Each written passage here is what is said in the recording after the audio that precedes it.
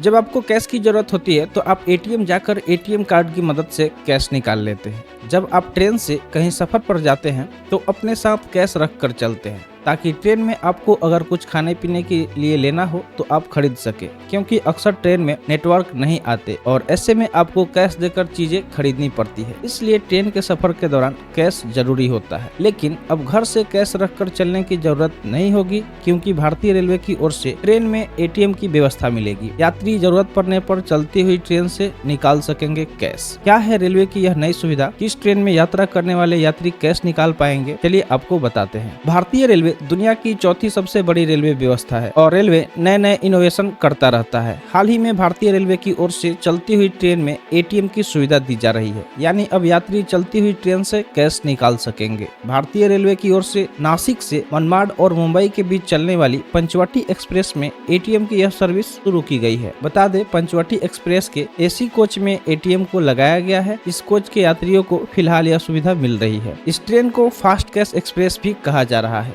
बता दें, bank of Maharashtra की ओर से पंचवटी एक्सप्रेस में एटीएम की सर्विस दी जा रही है। भुसावल रेल डिवीजन की ओर से सुविधा को पायलट प्रोजेक्ट के तौर पर लॉन्च किया गया है। बता दें, इस रूट के बीच में कुछ जगहों पर एटीएम की सर्विस में रुकावट आई थी, जहां नेटवर्क को लेकर इशू था, लेकिन बाकी जगहों पर एटीएम सही से काम कर रहा था। सक्सेसफुल ट्रायल होने के बाद भारतीय रेलवे की ओर से इस सुविधा को और भी ट्रेनों में शुरू किया जा सकता है, ताकि ज्यादा से ज्यादा यात्रियों को एटीएम की सुविधा मिल सके। तो भारतीय रेलवे के द्वारा किए गए इस इनोवेशन पर आपका क्या राय है? कमेंट सेक्शन में जरूर बताइएगा। नमस्कार, मैं हूं सुमित कुमार और आप देख रहे थे न्यूज नोट्स।